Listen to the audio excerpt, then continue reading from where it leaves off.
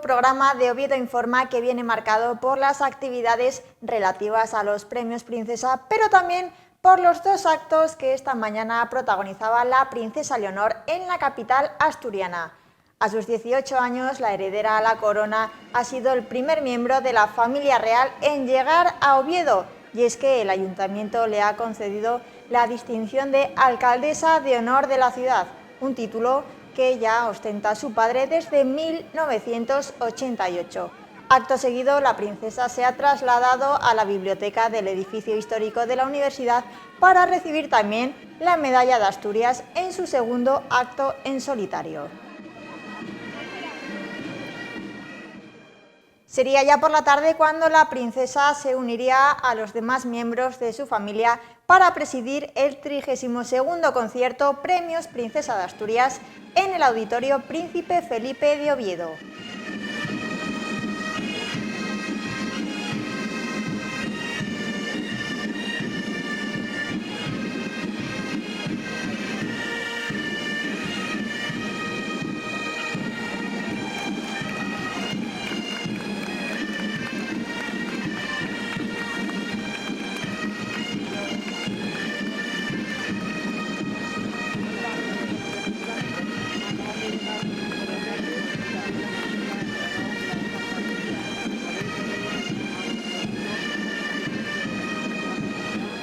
Y aunque la familia real siempre es objeto de muchas de las miradas, no es la única que ya pasea estos días por la ciudad, ya que los galardonados en esta edición han vivido ya encuentros con el público y nos han dejado palabras de agradecimiento y reflexiones sobre sus experiencias. Ana Blandiana, Premio Princesa de las Letras, ha afirmado que la corrección política es otra forma de censura. Evident, există mulți poeți de azi chiar trec prin asta. Es evidente que hay poetas que pasan por estas situaciones y están censurados, aunque en una versión más blanda y más suaves. Hay incluso poetas de los países libres que están sometidos a la corrección política, la cual es otra forma de censura. Si su pregunta es si tengo miedo que los extremismos en el mundo libre va a dar la rueda, va a girar la rueda de la historia hacia atrás, espero que la humanidad no sea tan irresponsable como para dejar que suceda eso. Por su parte, el Premio Princesa de Ciencias Sociales Michael Ignatieff ha hablado sobre la polarización social que está causando la política española. La política española está muy dividida, hay sospecha, hay incluso odio. Y eso no es bueno para el país, ni es bueno para la economía, ni tampoco para las relaciones entre el pueblo. De hecho, cuando me planteo la política, siempre he pensado esto.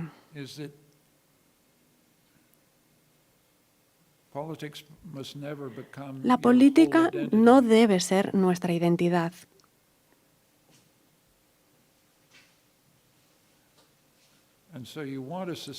Porque lo que buscamos es una sociedad en la que el pueblo, la gente, diga: se te da fatal la política, eres un idiota en política, pero oye, vamos a tomarnos algo. No sé, estoy totalmente de acuerdo con lo que dices, pero oye, vamos a echarnos una partida. O siempre he estado en desacuerdo con tu política, pero seguimos siendo amigos. La posibilidad de tener una sociedad en la que las diferencias políticas tengan cabida es el desafío que no se ha resuelto por grandes motivos, como la guerra civil. Para empezar, sabemos que la política puede acabar en situaciones sangrientas, pero espero que al darnos cuenta de que eso puede ser, de que puede acabar en un baño de sangre la política, espero que decidan que la identidad política es menos importante. De manera que los desacuerdos no sean una infracción de nuestra confianza, que no sea ser poco español, que no sea una ruptura entre amigos, porque eso no es bueno para el país. Carolina Marín, Premio Princesa de los Deportes, habla de su mayor ilusión a futuro después de su última lesión en los Juegos Olímpicos de París.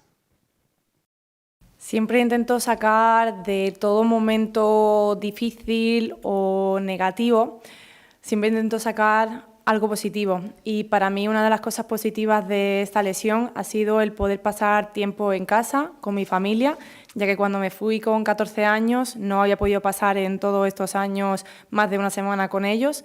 Y ellos han sido mi motor de impulso, sobre todo. Lo he pasado muy mal, tengo que reconocerlo.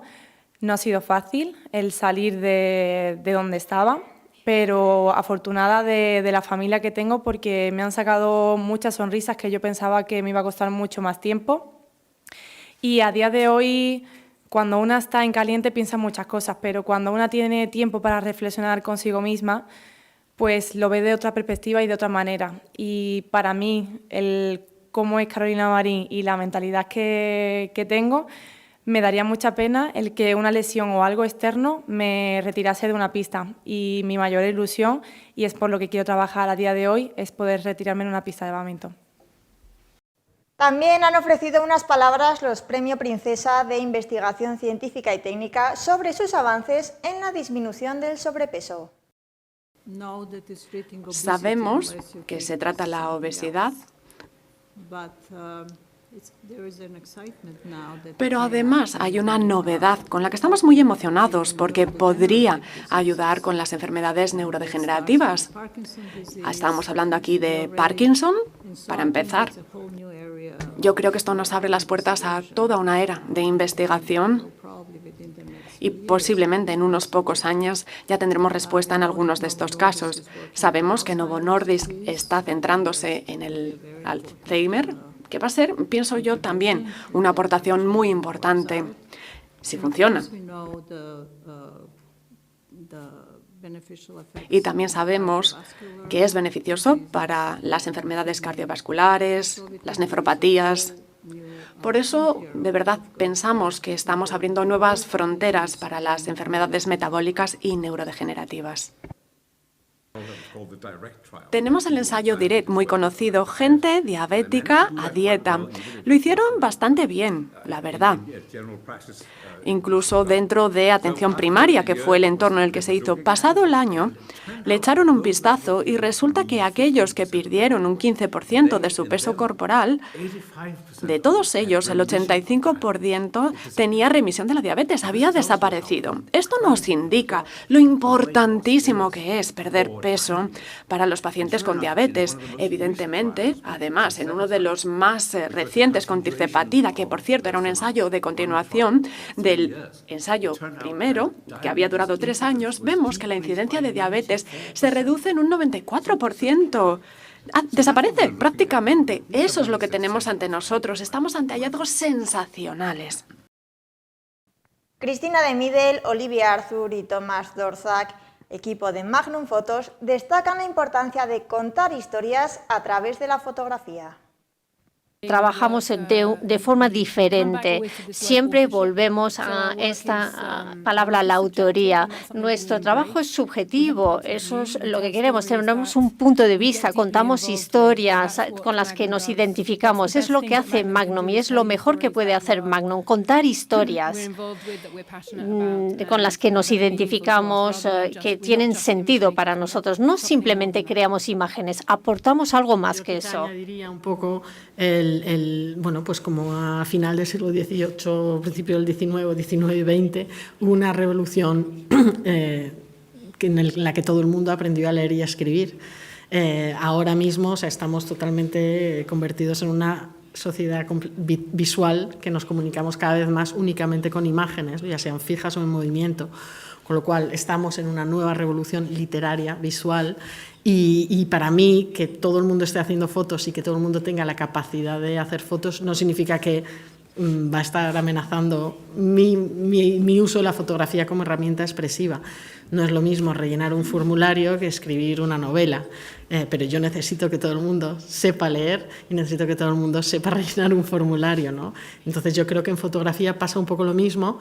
No todo el mundo que hace fotos es una persona que tiene interés o que tiene la capacidad o que tiene la posibilidad de contar una historia y de ser un periodista o de ser un narrador visual, ¿no? Pero todo el mundo tendría que aprender a leer imágenes. Escuchamos también las palabras de Mariano Jabonero, secretario general de la Organización de Estados Iberoamericanos para la Educación, la Ciencia y la Cultura. Los efectos de la pandemia no se han recuperado todavía. Digamos, es la primera afirmación. Son efectos muy graves, que incluso en su momento hicimos algún estudio, la OI hizo algún estudio de cuánto tiempo tardaríamos en recuperar esa falta de asistencia de clase de los niños y las niñas. Fue una región del mundo en la cual ese confinamiento fue más largo. Es un dato muy llamativo. Y fue más largo por un dato que quizás se olvida y que es el siguiente. América Latina, somos el 8% de la población del mundo, el 8%, y tuvimos el 30% de los contagios. La pandemia fue especialmente cruel con la región. Fue muy cruel con la región y eso supuso, digamos, un parón escolar, un paréntesis que no se ha recuperado todavía. El propio secretario general de la ONU, Guterres, dijo que eso era un drama generacional, una generación que iba a sufrir esos efectos. La pérdida de escolarización es una pérdida de competencias y eso tiene que ver con la vida de la gente. De mayores, pues va a ser personas que tienen, digamos, esa herencia negativa. Sí diría junto con eso, un mensaje positivo. Y es que la recuperación por sistemas tradicionales de educación sería muy lenta, pero en este momento se puede, digamos, acortar de una forma muy eficaz a través de sistemas virtuales de educación. Sistemas virtuales que son más eficaces, más eficientes, llegamos más fácilmente a todos y además sistemas virtuales que, como consecuencia de la pandemia, en buena parte se han perfeccionado muchísimo. Se han pasado a educación virtual remota de emergencia, que era algo que surgió de emergencia, a sistemas híbridos de educación mucho más avanzados y de muchísima más calidad. Por último, Joan Manuel Serrat, Premio Princesa de las Artes, se sincera sobre la nueva etapa que comienza tras dejar los escenarios. Sigo escribiendo, sí, sigo escribiendo y sigo componiendo, no con la intensidad que lo hacía cuando tenía una relación, estas composiciones directas con el escenario, cuando las músicas y las canciones las estaba preparando al tiempo que preparaba giras de conciertos. En estos momentos dijéramos que es una etapa mucho más calma, es decir, yo he dejado los escenarios y no lo he dejado para componer más, ni para escribir más, lo he dejado para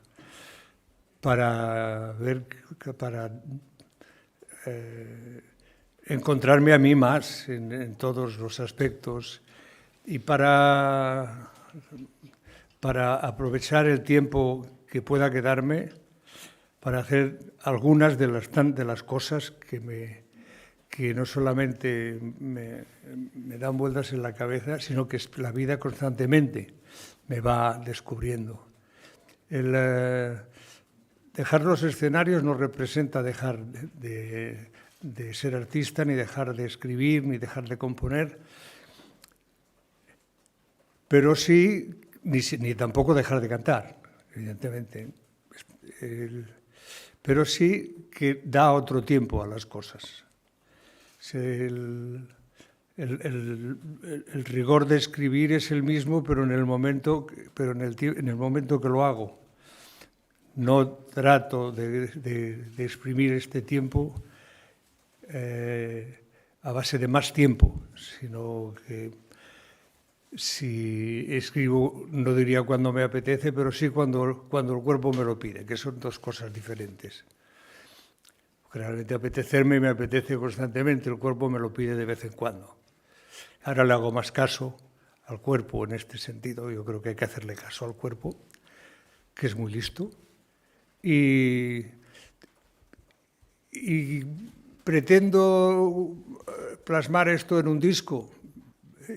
Yo le diría que es que los discos ya ni existen. O sea, la industria discográfica, tal como la he conocido yo a lo largo de mi vida, en los últimos años ha ido desapareciendo y siendo sustituida por otras historias, por plataformas sobre todo.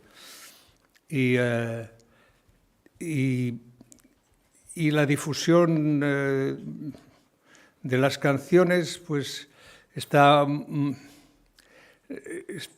sobre todo del tipo de música que yo hago, que no está muy presente en los medios de difusión que había antes, o sea, que yo he conocido, ni en la radio ni en la televisión, donde priman otro tipo de músicas, seguramente, y perdone la redundancia, más primadas por los intereses que manejan estas cosas y por la demanda también que tienen por una juventud y una adolescencia que se implica en este tipo de música y que pues a partir de ahí pues generará otro tipo de historias. Perdone todo esto que le cuento, pero es que si no sabría explicar bien el porqué. A mí el hecho de grabar un disco no me hace demasiada ilusión. Quizá sí que me hace, en un momento determinado, pueda pensar en hacerlo. Sin duda no para hacer una pirueta histórica, sino sencillamente porque me apetece que la gente pueda conocer esto. ¿Qué mecanismo usaré para darlo a conocer?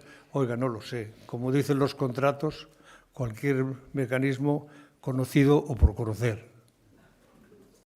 Es precisamente de esa trayectoria que deja atrás, de esa carrera de más de 40 años, de la que hablaba en una charla con el periodista Iñaki Gabilondo, enmarcada en las actividades organizadas durante la Semana de los Premios.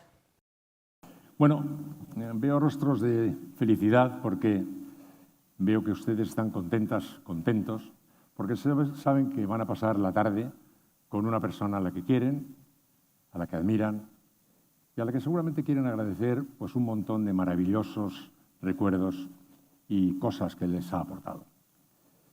Premio Princesa de Asturias de las Artes. Y creo que está bien tirado lo de artes porque el arte algunos consideran que es una especie de realidad lejana, pero algunos, Jean-Luc Godard concretamente decía, no, que el arte es lo que termina revelando en nosotros cosas que incluso no sabíamos que teníamos en nuestro corazón. Estamos contentos además porque vamos a hablar de nosotros, que es uno de los asuntos que más nos suele gustar a los seres humanos, hablar de nosotros. Porque hablar con Joan Manuel es hablar con nosotros. Alguien dijo, nuestra vida en las canciones de Joan Manuel. Y hablar con él, recordar cosas, acompañarle sus reflexiones, va a tener bastante que ver con nuestra propia biografía, con toda seguridad. Es por eso que estamos todos contentos. Y yo muy contento, especialmente porque voy a tener la oportunidad de participar tan directamente en este encuentro. Señoras, señores, con ustedes, Joan Manuel Serrat.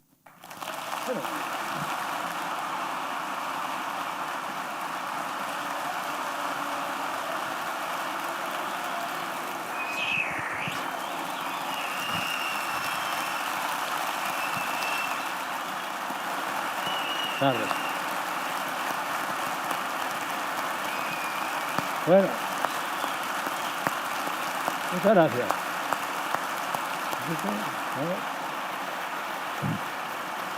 Buenas noches, si son. Esto cuando hacen los rockeros es una expresión de este tipo, la gente se vuelve loca siempre. ¿Te acuerdas? Nos sentamos más bien en la esquinita esta, ¿no? Si no vamos a estar muy lejos, Joan. ¿Te parece? Hombre. Así, más cerquita, ¿no? Yo lo que tú digas, Gabilondo. Oye, estaba pensando que tú llevas siendo recibido con clamores como este 50 años o más. Y yo supongo que eso es algo que imprime carácter, como el bautismo, ¿no? O cada clamor tiene su acento particular, ¿no?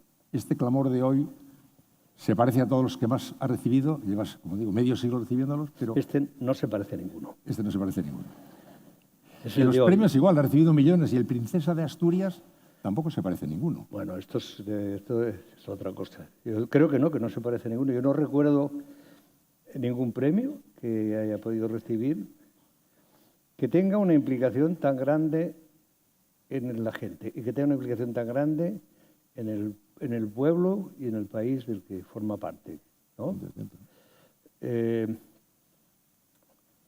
Yo no sé si siempre ha sido así o esto es, dijéramos, un fenómeno más cercano, pero me he sentido muy bien en todos esos días que llevo en Asturias, independientemente del cachopo y la fabada, porque me he encontrado mucho afecto en la gente y porque cuando he hecho un acto, por ejemplo, ayer hice un acto en el Instituto de Nora,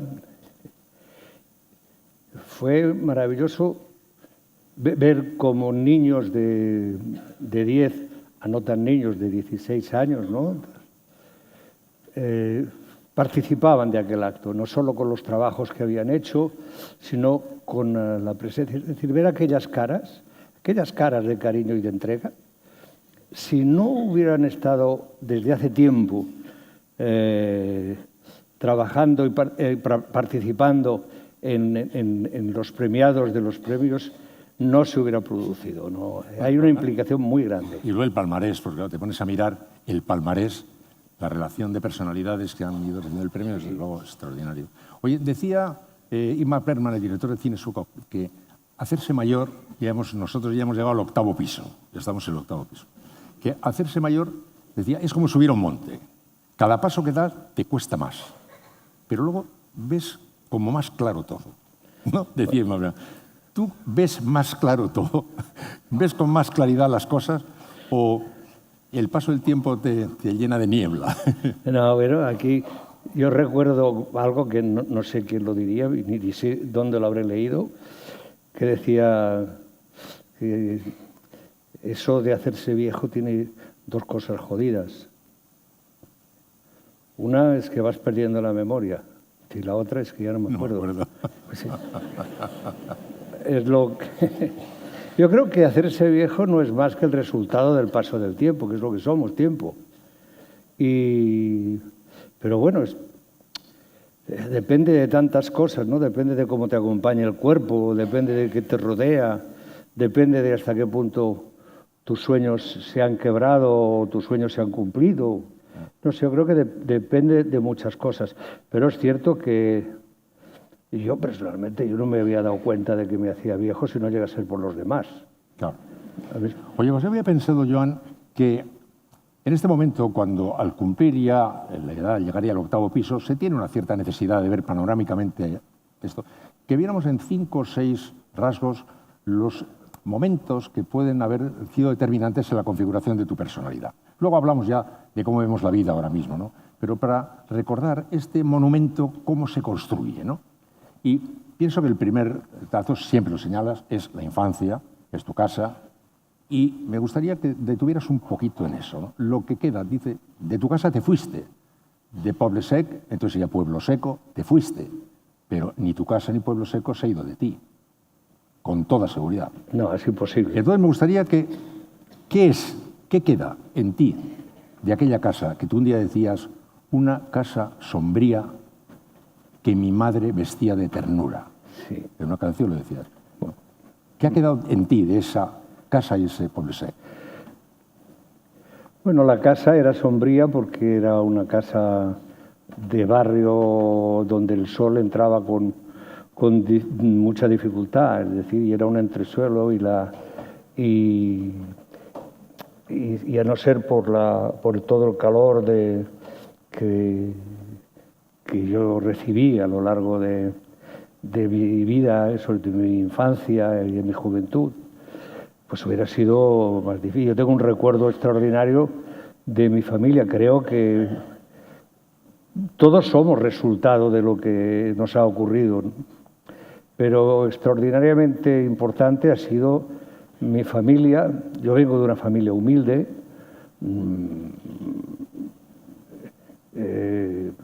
que mi padre era un obrero, mi madre tenía que coser pijamas para complementar el sueldo de lo que se mantiene. Digo esto para que puedan entender un poco las circunstancias, que de alguna manera eran mucho más favorables que muchos de mis vecinos, eran en muchos sentidos, ¿no? Tanto en lo personal como en lo que afectaba todo al núcleo familiar. Toda mi vida, es decir, tú hablabas antes de que yo me fui del Pueblo Seco. Yo me acordaré siempre de una canción, de un tango que cantaba Pichuco, Troilo, un gran bandoneonista argentino que muchos de ustedes conocerán, que se llama Nocturno a mi barrio, que había todo un monólogo de él que decía: dicen que me fui de mi barrio. Y él decía: ¿pero cuándo? ¿Cuándo me fui? Si todo, y empieza a hacer todo un desarrollo de todo lo que el barrio lleva en una persona. Yo soy una persona fundamentalmente de barrio. Es decir, para mí el barrio fue una de las patas del taburete en el que yo me crié. Una, sin duda, fueron la familia, otra fueron los maestros y otra fue mi barrio. Oye, y Viana, porque este aspecto hay gente que conoce menos. Este señor tiene una casa en Viana, Navarra, y va regularmente. Y va porque de pequeño iba a Viana. Y me gustaría que nos contaras por qué vas a Viana y por qué fuiste a Viana y por qué sigues yendo a Viana desde niño hasta hoy. Bueno, porque, a ver, aquí podemos alargarnos mucho, porque es una historia... Hombre, resumencito. Hombre, el resumen pues es largo, ¿eh? Mire, yo acabé yendo a Viana porque mi madre, antes de casarse y después, pero sobre todo antes de casarse, tenía unas amigas con que se conocieron saliendo los domingos. Mi madre servía en una casa y conoció a estas hermanas y fueron amigas toda la vida. Aquellas hermanas, cuando murió el señor Bosch, que era el que las tenía contratadas, fue un hombre muy generoso con ellas y les dejó una herencia sustanciosa. Y con esa herencia volvieron ellas al pueblo de Viana y se montaron una casa muy acogedora y tenían un cierto disponible. ¿Sí? Entonces, lo cual les permitió, de alguna manera, adoptarme a mí cada verano. O sea, mis padres me sacaban de la casa y me mandaban a veranear allí. Y realmente allí fue magnífico, porque para un niño de barrio, verse de pronto en un pueblo, en un ambiente rural y cada cual que era... Y ahí aprendí todo de todo, bueno, digo todo lo malo, porque aprendí a pescar cangrejos con la mano, aprendí a poner cepillos para los pájaros, a coger aludas, en fin, todo lo que le faltaba de complementario al de barrio para equilibrar. Pero te enganchó, porque sí. Digo, pasa el tiempo y ya tienes Claro, amigos. yo hice unos amigos. Claro, sí. Esos amigos fueron mi cuadrilla a los 13 años. Y esa cuadrilla se ha mantenido a lo largo de la vida. Han ido desapareciendo algunos, pero ha permanecido siempre, de alguna manera, el fundamental en la cuadrilla, que era Alejandro. Y Alejandro y yo nos hemos visto toda la vida. Alejandro trabajaba de albañil, fue un albañil que se fue instruyendo y acabó siendo maestro de obras. Pero en el fondo, cuando le preguntas qué ha sido en tu vida, dice siempre albañil. Sí, pero hay que ver cómo es la vida de sorprendente. Porque fíjate, te quería preguntar, como otro rango, la aparición de la música, que de niño al parecer cantabas, te regalaron un cancionero, te gustaba, tu padre una guitarra, etcétera, etcétera. Pero estudias en la Universidad Laboral de Tarragona y haces ya el bachiller laboral superior de tornero, no sé qué. Luego haces te pones a estudiar perito agrícola, luego biólogo, o sea, se veía que andabas ahí dando tumbos, ¿no? Bueno, yo estudié perito agrícola por romanticismo, porque realmente yo el campo para mí era un... Sí, pero pero tú jugando con la guitarra, ligar y tal y cual, mientras tanto... ¿Y cómo te escapas a la guitarra? No corra tanto. No, es para ir pasando etapas, en cada una de ellas podríamos estar 2 horas. ¿Cómo en este recorrido del que querías ser esto, luego aquello, luego lo otro, termina no siendo ni esto, ni aquello, ni lo otro, y te quedas ya a tocar la guitarra? Pero es un poco de todo. Es decir, yo realmente... fui premio extraordinario en mi promoción de agricultura y todos mis compañeros saben mucho más de agricultura que yo, porque yo no me dediqué nunca. Y una profesión uno se aprende ejerciéndola. Es decir, la universidad te marca y te deja unos conocimientos, pero que si tú no los empleas, si tú no...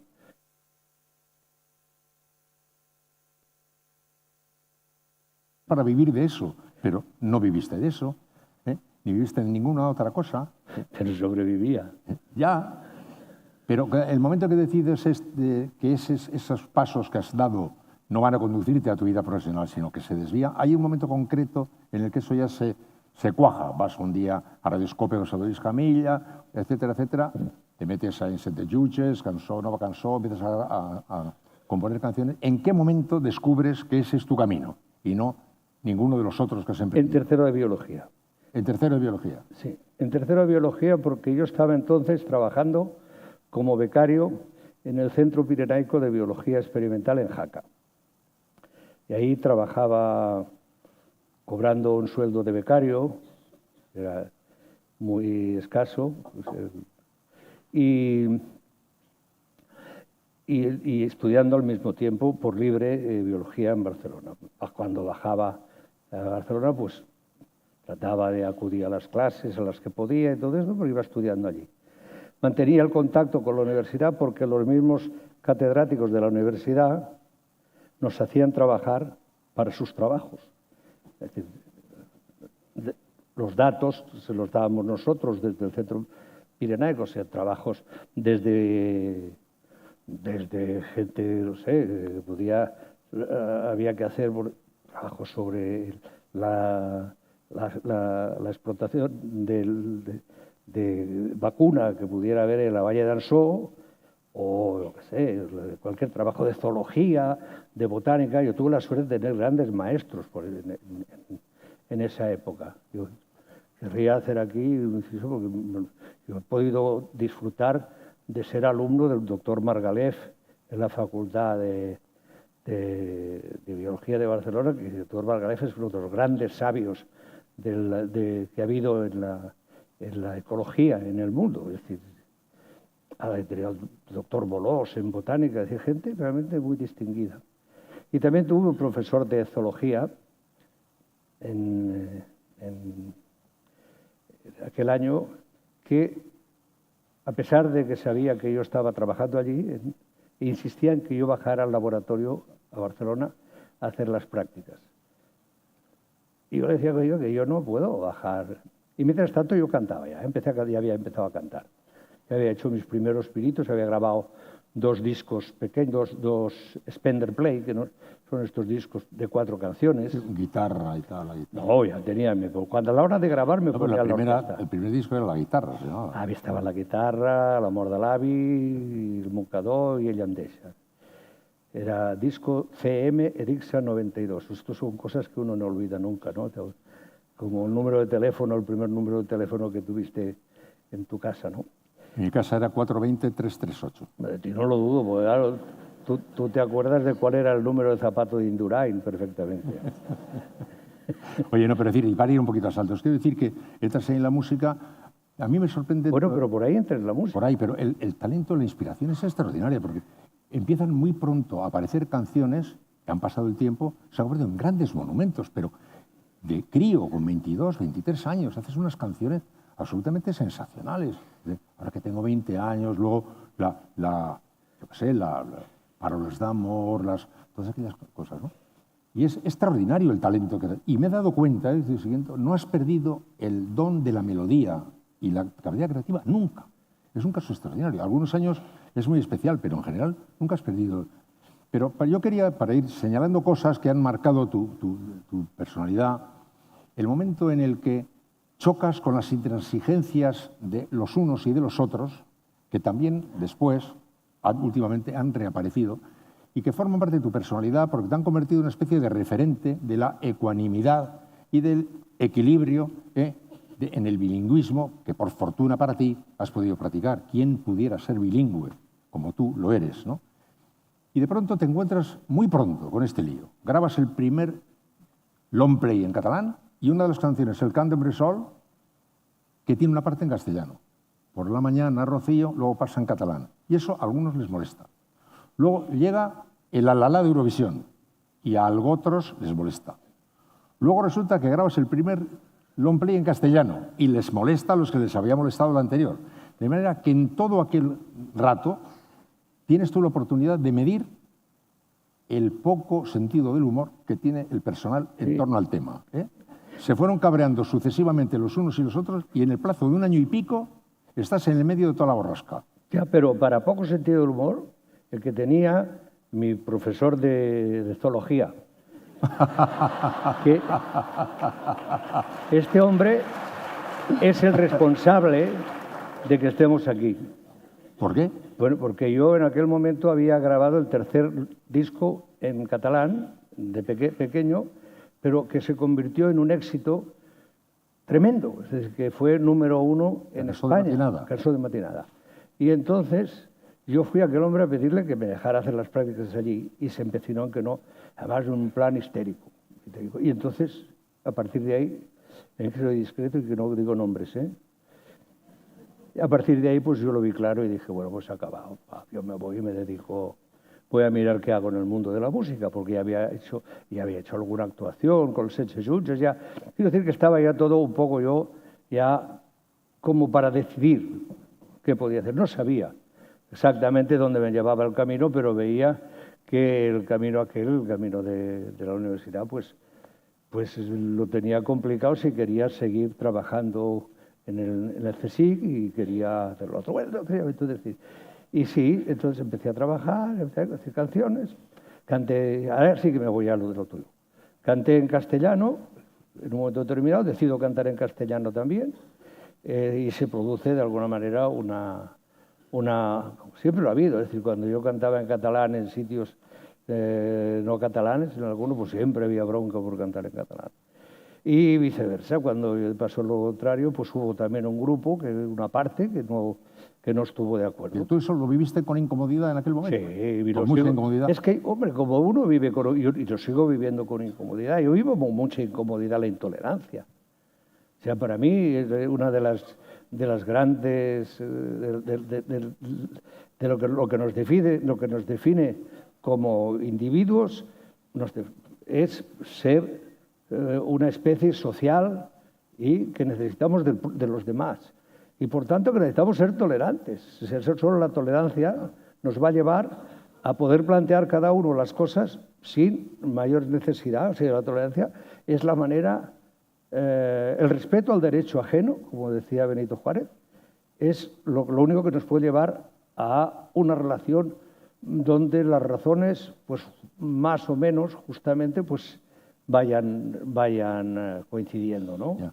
Eso es lo que yo creo. Sí, pero, por eso. Hombre, claro, pero y además hasta hoy, de este tiempo que estamos recordando, hasta últimamente con las recientes tensiones políticas del procés, etcétera, te has vuelto a ver en el mismo lugar, en el que por tu condición bilingüe natural, hijo de aragonesa y de catalán, que tenías la fortuna inmensa de ser bilingüe, de vivir ese mestizaje, lo has mantenido con una dignidad extraordinaria mientras iban los oleajes zumbándote aquí y allá. Pero en aquel momento que yo digo, coincide Eurovisión con el cisco que se monta. ¿Hay algo nuevo que decir respecto a aquello? Aquello quedó ya todo claro.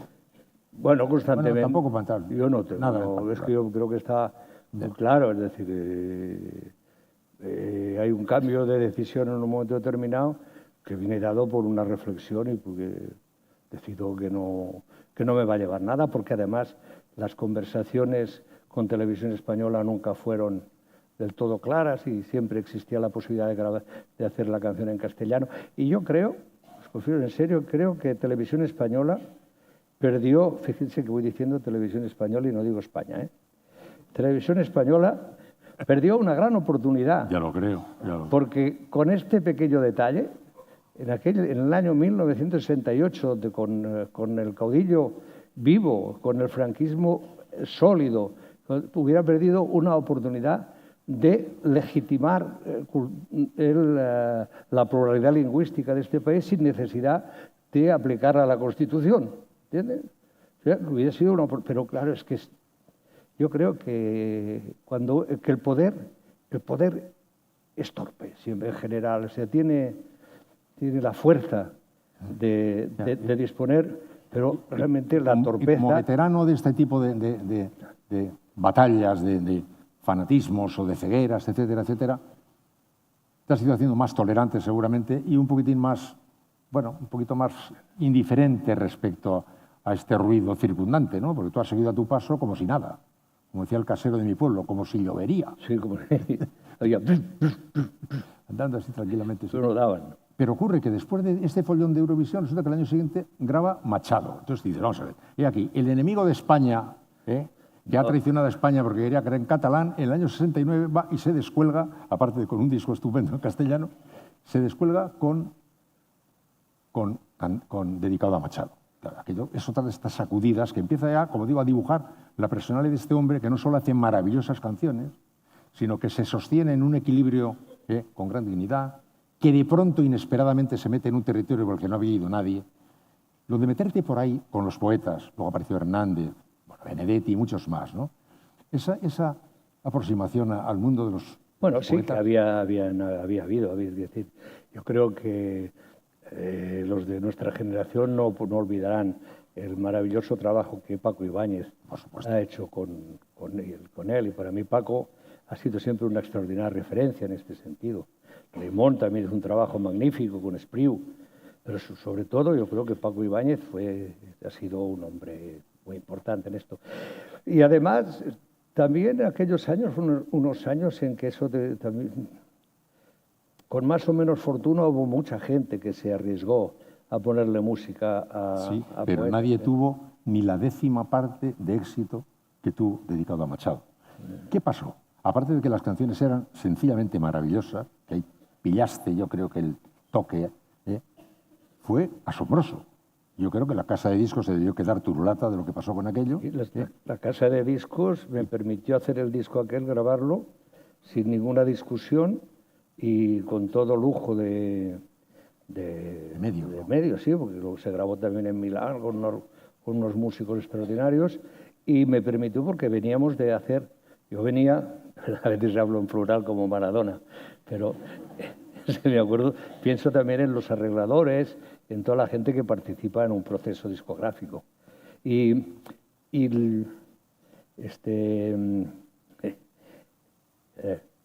me permitieron grabar esto porque yo había grabado previamente una serie de canciones que han sido muy famosas, canciones como Fiesta, como Cartón Piedra, como Mi Niñez. Fiesta el mismo año. Sí, pero antes. Un poquito antes. Fue todo antes. Pero muy poquito antes. Y entonces dije, bueno, vamos a dejarle al niño que vaya, que haga esto. Pero ¿a qué dudaban? Bueno, porque no era un tiro seguro.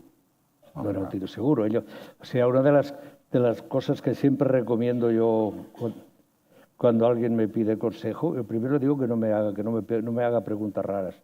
Que consejos yo no tengo para dar a nadie, pero para equivocarme ya me equivoco solo. Pero que es bueno que alguien que hace canciones no se deje llevar ni por la opinión de los críticos, ni por el éxito que puede haber tenido un trabajo previo, que trate de no repetirse, que trate sobre todo de buscar, de ir aportando. Porque repetirse ya se va a repetir, es decir, es innegable, porque cada uno tenemos, esto de hacer música representa unos estilos determinados y tiene una impronta determinada. Y entonces esto no se lo va a poder sacar de encima, pero sí lo que no puede uno es recrearse en la repetición.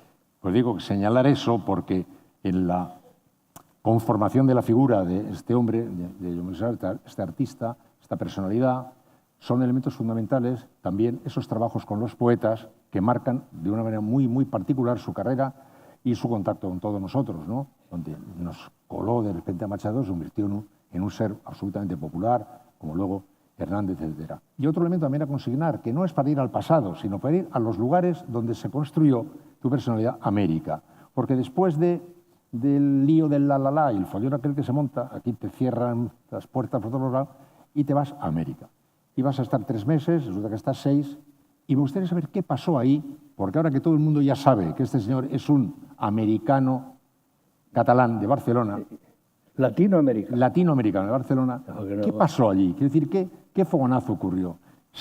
Ganaste un no sé qué en Brasil, fuiste a Cal, conociste a Neruda, de acuerdo, pero ¿qué deslumbramiento se produjo en ti? Porque hay un antes y un después de ese viaje. Fue un flechazo, porque yo venía de España, y España en el año 69 pues todavía era un territorio muy hostil para hacer cosas. Yo había pasado, tenía muy cercanas todas las situaciones personales que habían vivido. Había vivido mi música, la dificultad para hacer cosas, ¿no? El tremendismo con que pasaban determinadas situaciones, o por ejemplo, cuando les dio, después del problema de Eurovisión, la cuestión de Eurovisión, les dio por las emisoras de radio por encintar mis discos, que esto se les ponía en cinta, con lo cual no se podían escuchar, no lo rompían, se ponían en cinta, se acababa. Y exceptuando unos pocos periodistas de radio y de televisión, a mí no me defendía prácticamente nadie, exceptuando una pequeña cantidad de gente, y intelectualmente tampoco yo gozaba, dijéramos, del favor, porque yo también siempre he sido un verso suelto en estas cuestiones. Entonces yo fui a América, y en América descubrí un mundo extraordinario, que tenía luz, allí había luz, allí ocurrían cosas. Pues déjame decir una cosa, yo tengo un hijo que vivió en El Salvador y que al volver me decía, parece que he venido al blanco y negro porque aquello es tecnicolor.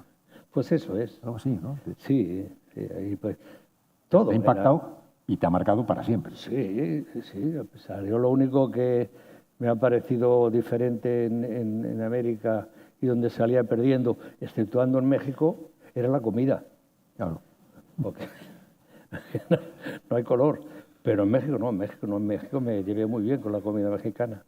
Bueno, otro segundo América, que también es fundamental para ir redondeando la personalidad, la figura de Joan Manuel Serrat, en el año 75, está en México. El gobierno de Franco decreta los 5 condenas de muerte, las 5 ejecuciones. La presidencia de México rompe relaciones con España, él está en México y le da la razón al presidente mexicano. Bueno, se monta la María Morena en España y ya no es que ahora te cierren el paso, es que dan orden de busca y captura. Amigo mío, y esta segunda etapa en México que dura un año, eso ya redondea la jugada, sí, dándote ya un toque de otro color, político. Había habido ya el golpe de Estado del 73 en Chile, Bordaberry en Uruguay, todavía no Videla, pero esta peripecia tremenda, al artista que ya estaba siendo admirado, al gran autor de canciones que todo el mundo reconocía, incorpora otro piso de tal, el hombre que mantiene la dignidad de la libertad. Y ese asunto es también clave en la conformación de tu figura, pero debió ser durísimo para ti ese año en México. Sí, pero por otra parte, fue tan duro que yo no escribí ninguna canción durante ese tiempo. No tenía ganas. Yo me acuerdo un día que coincidí con Caetano Veloso, sí, donde estábamos. Aquí en Barcelona coincidimos, tenemos muy buena relación y cuando Caetano tuvo que estar exilado me dijo, yo no puedo escribir nada hasta que escribí Irene. Irene es una canción, Heroir miña gente, yo no soy aquí. Bueno, y yo dije, pues a mí pasó lo mismo exactamente. Yo no podía, no tenía ningún sentimiento de escribir y ni ganas. Pero lo que sí tenía ganas es de no, lo que vi que o me movía o me amormaba y iba a ser... Sí, pero también estabas vetado. pero, estabas vetado en varios países de América también. Pero yo no quise aceptar el castigo. Sí, en aquel momento ya había pasado lo de Chile y en Argentina, o sea, yo no podía ir. Bueno, a Chile yo no quería ir, ni a Argentina, pues tampoco me hubieran recibido muy bien, y con el tiempo pues pasé de ser un resistente a ir a ser un condenado por rebeldía y por declaraciones. Incluso condenaron a Machado, como letrista mío. Y volviendo un poquito atrás, porque ahora sigo ahí, hay un momento parteaguas, el parteaguas él siempre lo ha señalado así, para la historia de la música, nuestra propia biografía personal también significó Mediterráneo, que es un antes y un después en tu carrera profesional, ¿no?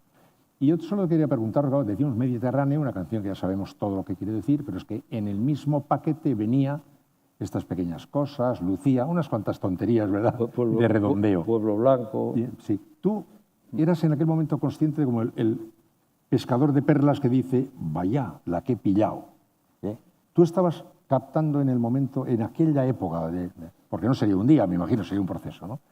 ¿Tú estabas siendo consciente de que estaba pasando algo notable desde el punto de vista artístico en tu carrera o no?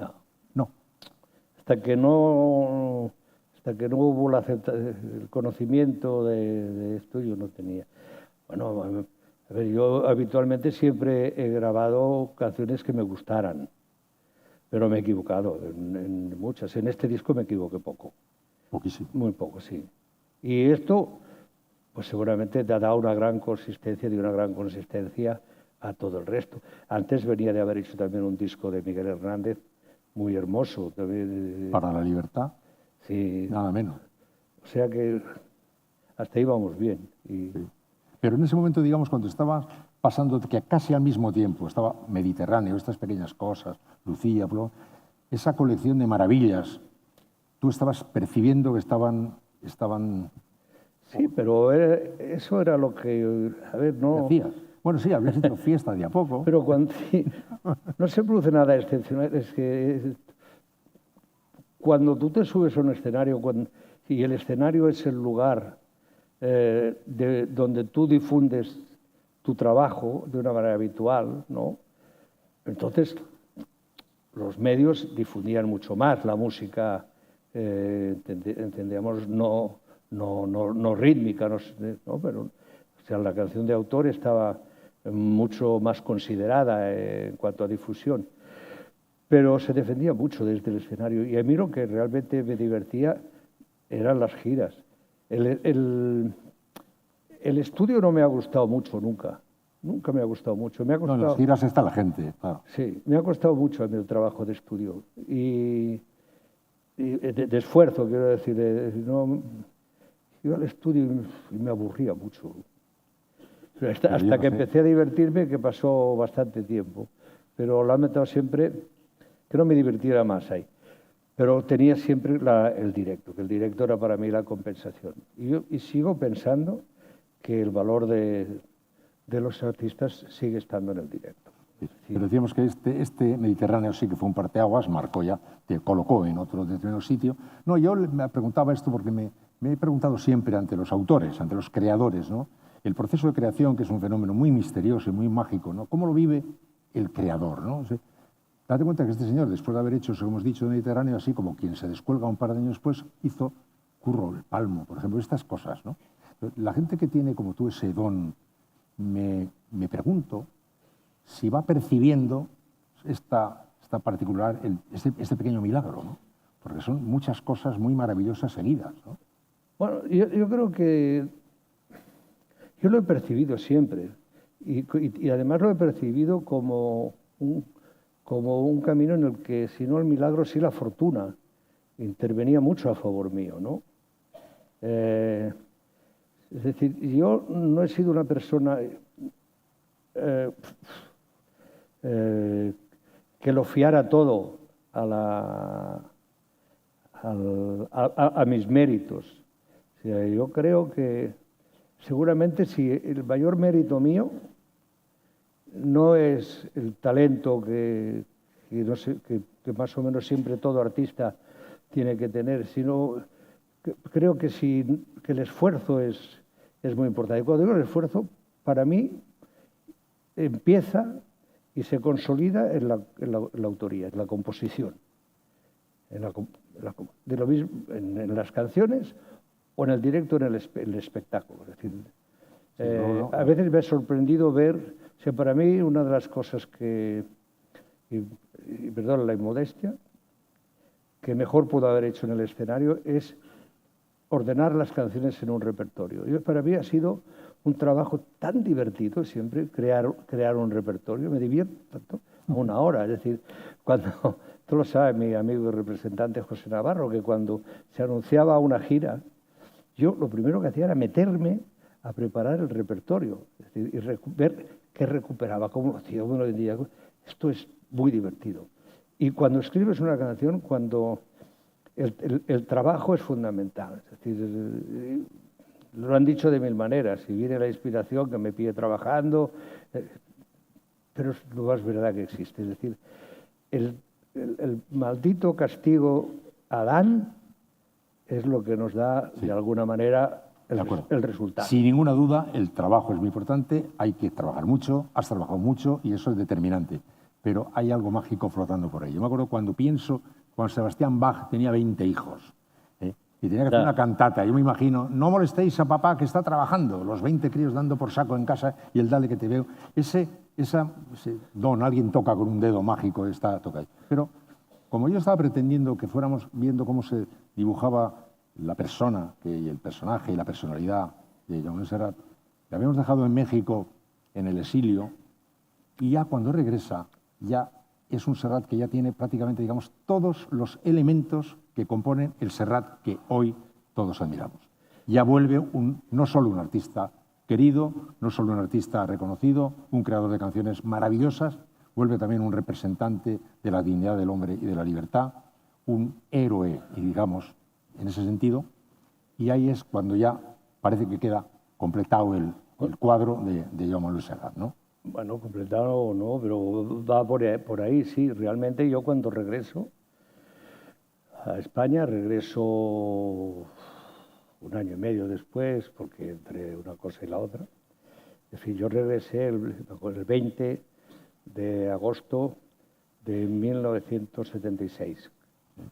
Cuando yo regreso, ya Franco estaba muerto. O sea, yo regreso a otro país que aún no tiene conciencia de ello porque todavía el Tribunal de Orden Público prácticamente no ejerce. Es decir, yo llego pensando que iba a ser detenido y que me iban a llevar al Tribunal de Orden Público porque no tenía todavía ningún documento de no persecución. Nada, yo tenía... Y me pararon en la entrada, estuvieron una hora allí hablando y todo, y me dejaron ir. Entonces, claro, yo llegué a un país diferente donde empezaban a cambiar las cosas, donde los partidos políticos iban apareciendo, donde aparecían los mítines, donde aparecían señoras en cueros en las revistas. Claro, el país estaba teniendo una efervescencia tremenda. O sea, que solo los que vivimos en aquella época nos podemos acordar realmente de qué manera a diario iban pasando cosas. Desde pasar cosas tremendas como, por ejemplo, que a un artista determinado le podían perseguir por la calle grupos de guerrilleros de Cristo Rey y apalizarle, hasta que desapareciera los últimos vestigios públicos del franquismo y UCD empezara a ocupar el papel de sustituto, ¿no? Es que UCD, el señor Suárez. Y claro, todo esto, aquello fue un cambio. Todos cambiamos ahí y todos tratamos de empujar aquel tiempo y de alguna manera ir colocando en aquel tiempo sueños, ilusiones, futuro. Y en algunos aspectos pues hubo un gran avance en los primeros años. No me entretendría mucho en esto porque debajo de la alfombra, no hay muchas cosas ¿Sabe lo que no pasa? se acabaron de Pasa, barrer. Jan, que como yo, aparte que te quiero mucho, soy un fan profundo de Jaume Serrat, algo se ha debido notar a lo mejor en alguna de las evocaciones del pasado. Cuando estoy haciendo estos recuerdos del pasado, no estoy tratando de hacer el cuento de la abuelita de Mari Castaña, sino estoy encontrando con un hombre que en el año 2024, con 80 años cumplidos, tiene una presencia pública en el mundo del arte, en el mundo de la sociedad, en el mundo del pensamiento, que no se ha alejado ni un centímetro de la que ha ido construyendo desde el primer día de guitarra hasta hoy. Los elementos que he ido repasando han ido como siendo, haciendo la arquitectura y pam, pam, pam. Y desde ese momento, que podemos decir con día franco ya, no es que hayas concluido tu carrera, bueno, pero ya has redondeado en todos sus ángulos la figura que ahora mismo eres. Y eso me parece sensacional, porque quiero contarles una cosa. Ahora vamos a hablar del tiempo presente. Por ejemplo, los temas de actualidad, la ecología, el medio ambiente, calentamiento global, preocupación, la inmigración.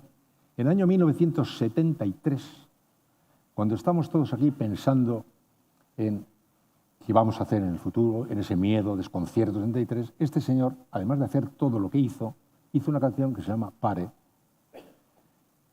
en la cual un niño le dice a su padre, ¿qué estamos haciendo con los ríos que no son ríos? ¿Qué estamos haciendo con los bosques que no tienen árboles? ¿Qué va a pasar con nosotros? Es la canción ecologista, digamos, más redonda que yo creo he oído en mi vida, la hiciste en el 73. O sea que contigo es muy fácil ir del pasado al presente. Porque el tema de la actualidad, si yo te digo, ¿te preocupa el calentamiento global? ¿Te preocupa la falta de conciencia en todos estos temas? Tú me dirás, 51 años atrás hice esto. Sí, pero lo escribí gracias a mis maestros. ¿Ves? Volvemos a mi profesor, a mi querido doctor Margalef y el doctor Bolós, que generaron en mí cuando yo tenía 20 y pocos años y antes de haber empezado, antes de haber escrito esta canción, bastante antes, este sentimiento que ya entonces era una realidad. Es decir,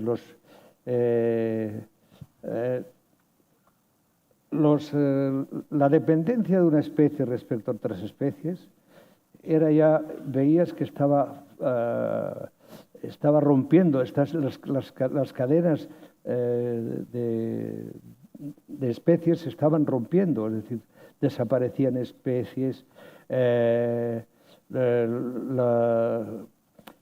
todos los problemas de polinización eran grandes, todas las abejas estaban ya en retroceso, los ríos estaban pasando a ser cauces de vete tú a saber qué. Estaba pasando todo esto, pero estábamos todos mirando a otro sitio. Bueno, y tú mirabas ahí. Porque tenía maestros que me ayudaron a mirar. ¿Tú te acuerdas ¿Podrías decir la letra de Padre? No sé. Sí, Padre dice, Padre, dígame qué le han hecho al río que ya no canta, que resbala como esos peces que se nos mueren bajo un palmo de espuma blanca. Esto, un palmo de espuma blanca, pues las que tocamos asterisco, se refería concretamente a las papeleras, ¿sabes? Que era un gran contaminante y con su espuma. Padre, el río ya no es el río. Padre, antes de que vuelva el verano, esconda usted todo lo que encuentre con vida. Padre, dígame qué le han hecho al bosque, que no hay un árbol.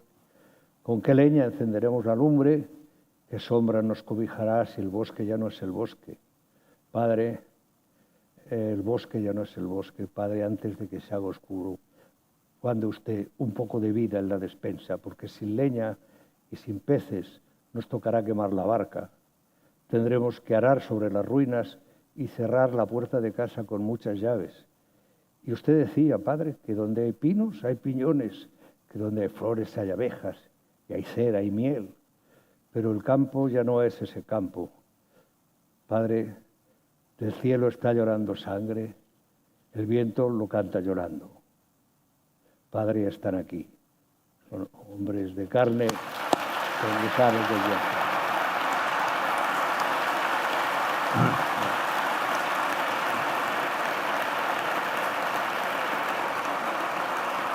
Bueno, pues un artista es el que es capaz de hacer esta maravilla y el que es capaz de mirar en esa dirección en el momento en que todo el país estaba cegado por el momento agitado.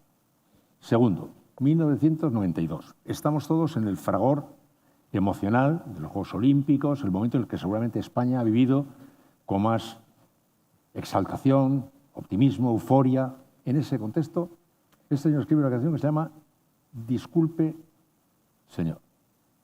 Bueno, ¿la letra la podría recitar como recita la otra o es la más difícil? Esta no me acordaré tanto. Bueno, el argumento lo sabe, ¿no?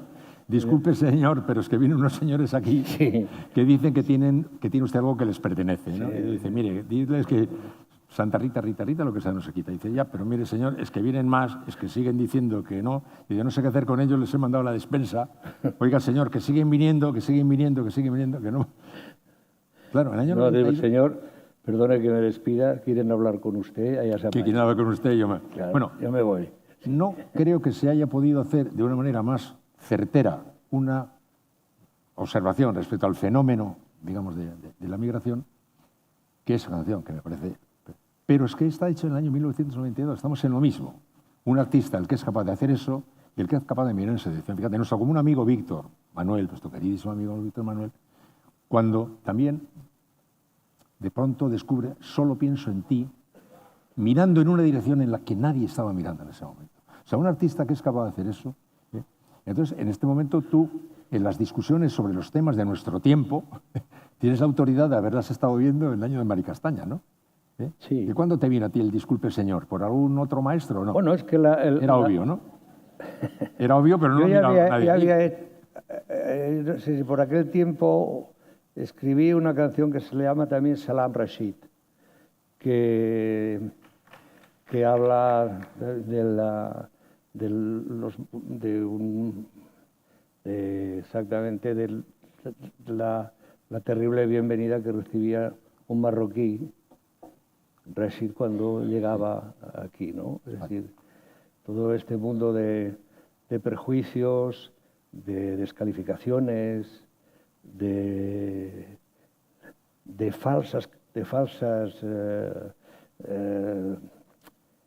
mentir sobre exactamente la realidad. A mí realmente este tema de que se está manejando políticamente a estos niveles hoy en día, me parece a mí, por encima de todo, una falta son impúdico, me parece. Me parece impúdico porque, primero, nos olvidamos que la inmigración es algo que a nosotros nos ha afectado directamente, siempre. Sin ir más lejos, en mi recorrido por el mundo, lo que más me he encontrado son gallegos y asturianos. Y afortunadamente, con mucho amor a una familia asturiana que se llama Taibo y en la cual nos hemos recogido tantos españoles en tantas ocasiones.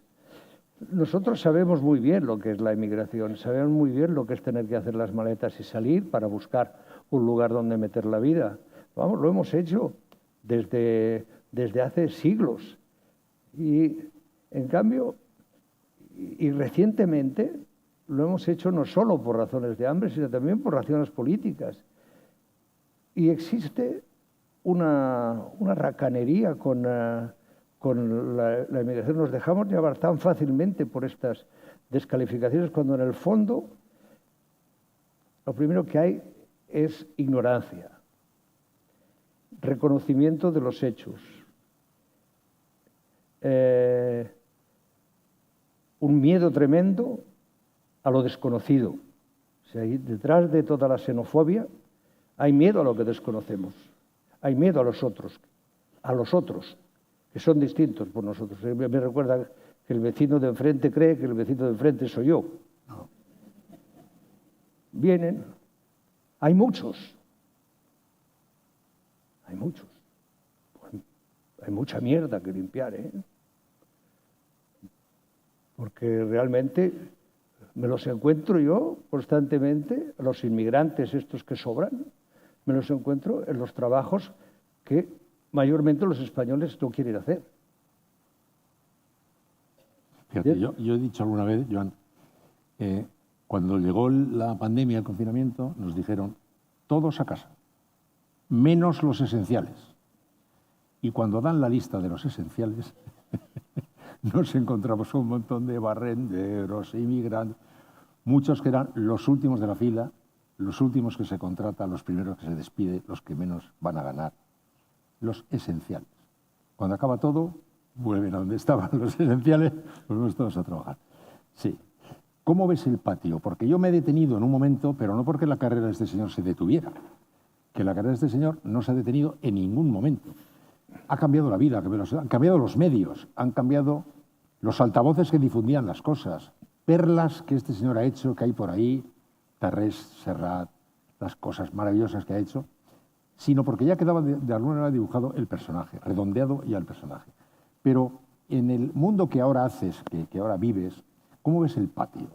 ¿Cómo ves? Sé que durante la pandemia, mientras como un amigo Víctor, te había citado, se dedicó a ordenar papeles y discos y fotos que tenía por ahí desperdigadas, tú me dijiste que dedicaste a mirar pájaros. Bueno, porque es que había pájaros. Claro. ¿Y qué descubriste? ¿Qué descubriste que no sabía? ¿Qué descubriste que no sabía? Yo debo avisar de una cosa, que yo tenía una ventaja con respecto a la mayor parte de los ciudadanos. Es que yo vivo en una casa que tiene un jardín pequeño, ¿no?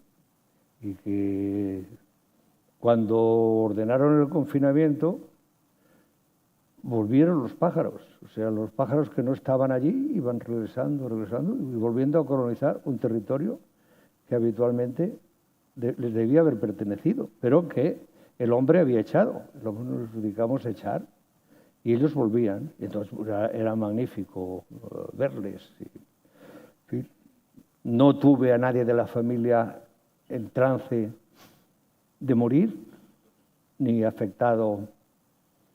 El más cercano era un vecino mío que lamentablemente falleció.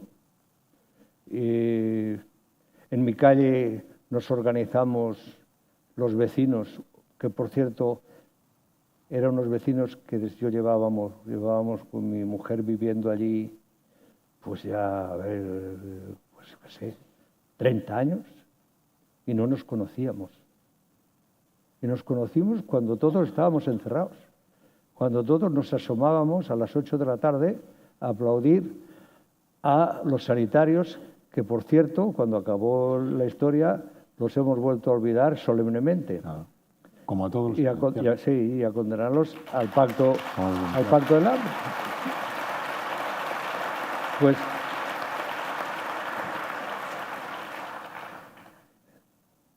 es que nos olvidamos que nos hemos de poner enfermos. Nos olvidamos que hay gente que nos cuida. Como nos olvidamos de que con suerte nos vamos a volver viejos y que no estaría de más tratar bien a los viejos.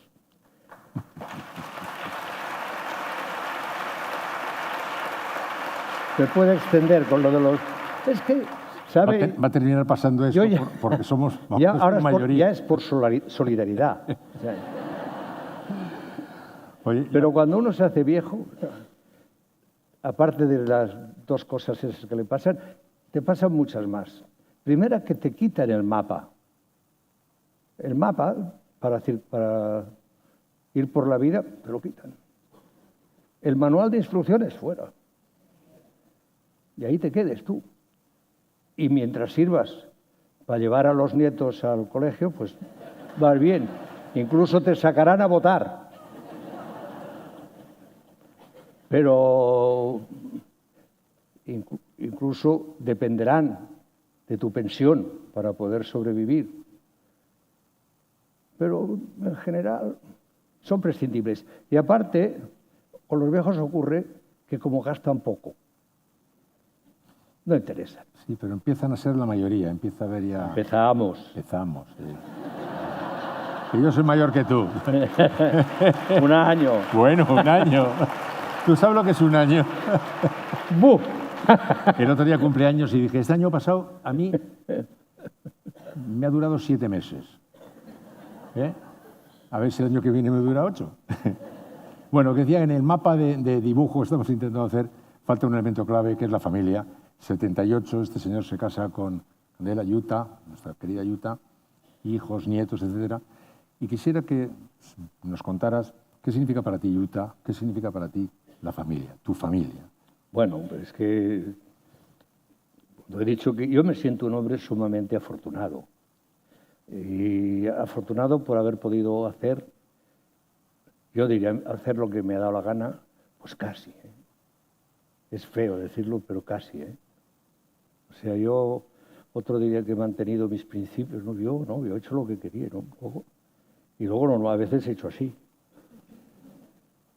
Pero he tenido suerte con la gente que he tenido alrededor, he tenido suerte con mis padres, mucha suerte, con haber pertenecido a una familia donde la solidaridad y la ayuda mutua era algo tan natural como que te crezcan las uñas y donde luego pues he podido prolongar este tipo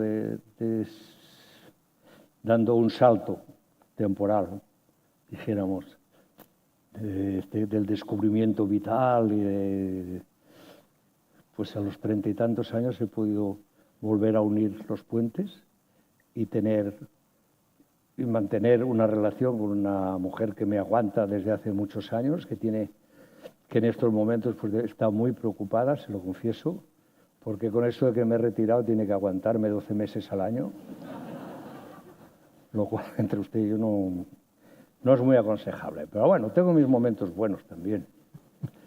Y tengo unos hijos formidables, los cuales van a estar conmigo todos a partir de mañana para celebrar el premio y unos nietos maravillosos, los cuales no va a estar ninguno de ellos por razones diferentes.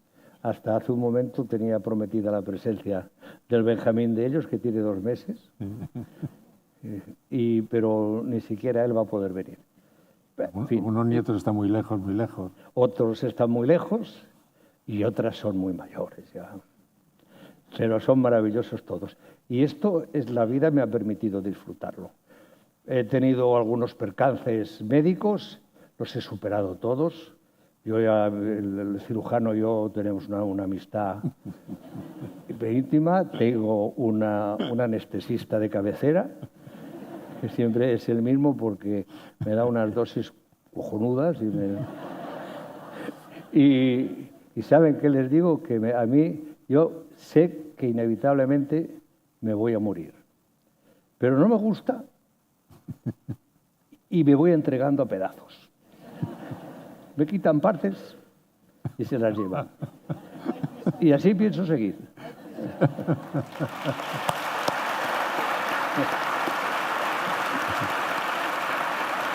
Oye, pero la música sigue contigo.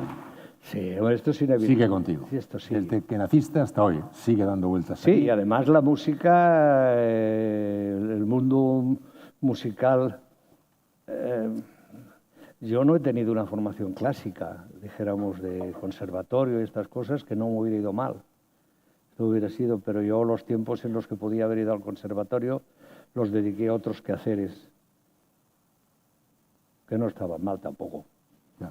Bueno, pero podía haber estudiado un poco más. Pero ya te digo, entonces me iba muy bien con la guitarra. Y ya no sé qué estaba hablando, ¿eh? No, pero la música... Ah, lo de la música, sí. Que es muy amplio el abanico. Yo soy fruto de la información que tengo musical. La información musical, la que me llegó por la radio, qué importante ha sido en nuestras vidas la radio. Sigue siendo para mí muy importante la radio. Yo tengo mis horarios de mis programas a los que sigo absolutamente. Y lo de los podcasts, a mí solamente me jode una cosa, que es que no lo controlo. Y no me gusta, ¿no? Porque hay gente que hace podcast y son gente a los que yo admiro mucho, ¿no? Pero, ¿qué voy a hacer? La información pasa por los teatros de barrio, los teatros de cabaret, los teatros del paralelo. ¿Y las músicas primeras de la infancia? Pues coplas. La radio, coplas, boleros. Sí, ya vamos llegando a Pénjamo. El día que descubrí, ¿saben lo que dice la canción? Ya vamos llegando a Pénjamo, hay sus cúpulas, sus 2 torres cuatas son 2 alcayatas, ya estoy en Pénjamo. ¿Sabe qué son las torres cuatas? 2 torres de electricidad.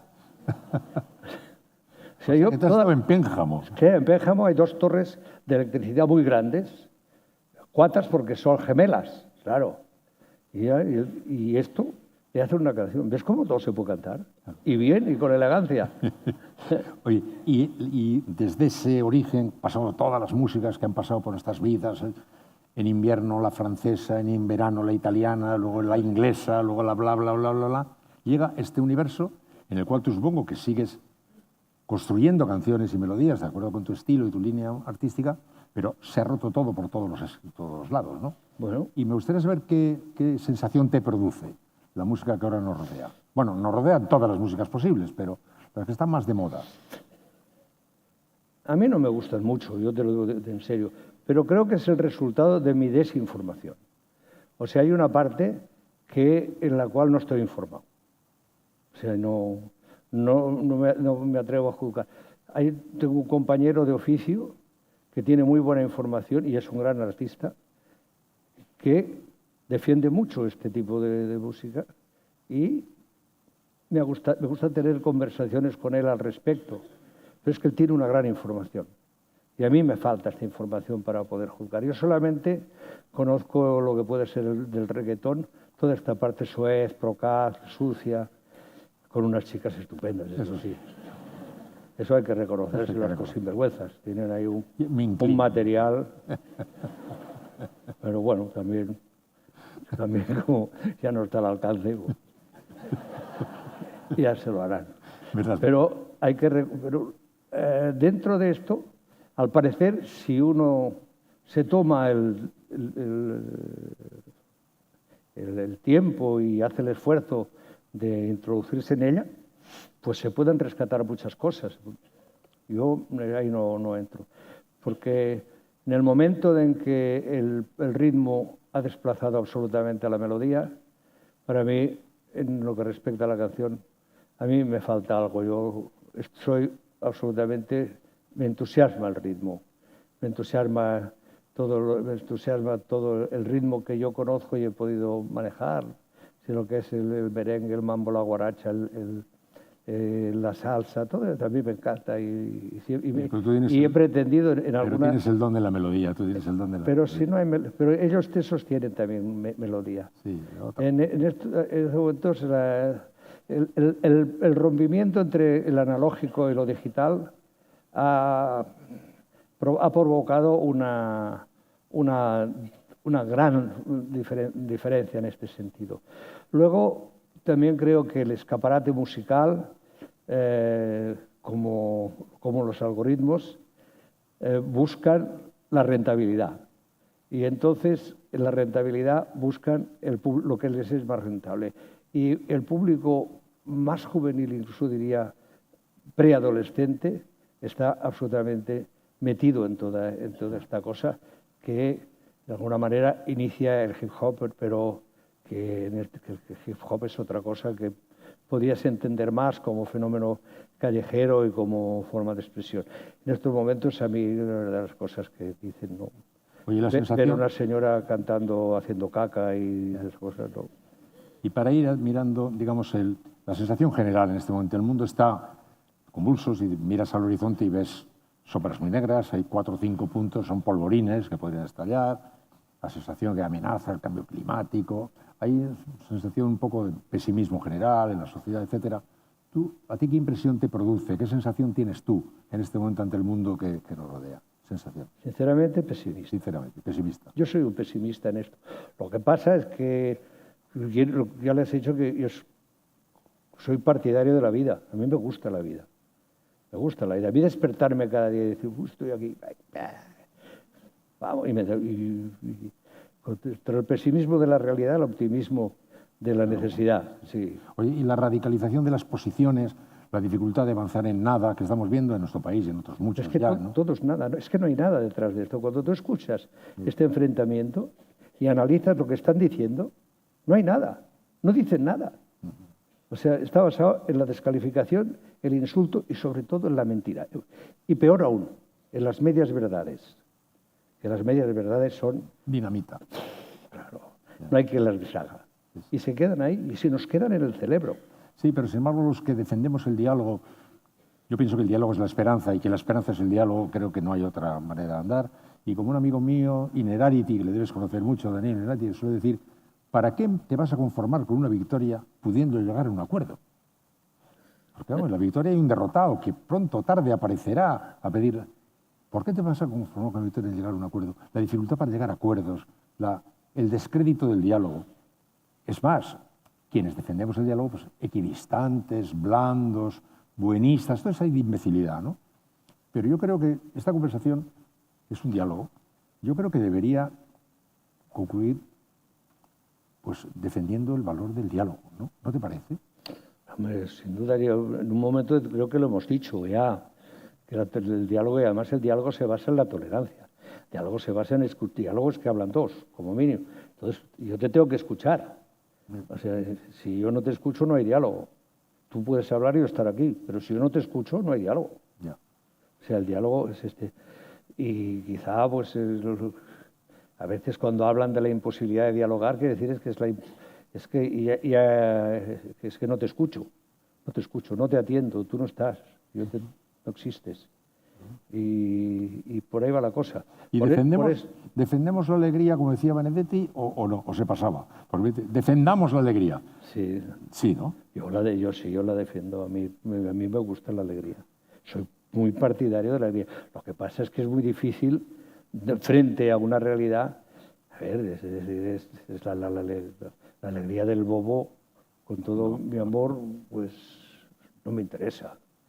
A mí me interesa, yo me encuentro con un amigo y lo primero que hacemos es algo que nos hace reír, ¿no? O sea, nos vamos a hacer a reír, luego seguro nos vamos a meter en una sidrería y nos vamos a tomar un bote y nos vamos a reír. No, bueno, pero señor, es que es fundamental. La salud pasa por la risa. Lo que pasa es que no nos lo ponen fácil tampoco. No, que va. Bueno, un gran amigo de Joan, el negro Fontana Rosa, un genio absoluto de Rosario, Argentina, decía cosas formidables y hay una con la que yo quisiera concluir la conversación, porque decía él, por donde fui, dejé huella. Luego vinieron y lo pavimentaron. Este señor, por donde fue, dejó huella y no hay quien se atreva ni vaya nunca a pavimentar. Yo tengo otra del negro, ¿eh? A ver, suelta otra. Decía, hasta la victoria, a veces. A veces. Gracias, Joan Manuel. Bueno.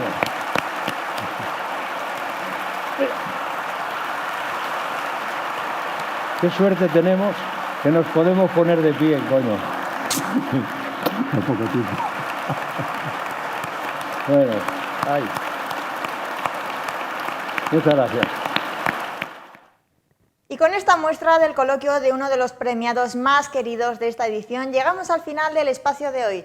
No sin antes anunciarles que a continuación les ofreceremos íntegro el acto de nombramiento de la princesa Leonor como alcaldesa honorífica de Oviedo y que mañana, después de la ceremonia de entrega de los premios Princesa, a las 9:30 de la noche habrá programa especial de Oviedo Informa con todo lo que sucederá por la mañana en el Hotel de la Reconquista y por la tarde en la Alfombra Azul del Teatro Campo Amor. Y ahora sí, nos despedimos con imágenes de los actos más destacados de la jornada.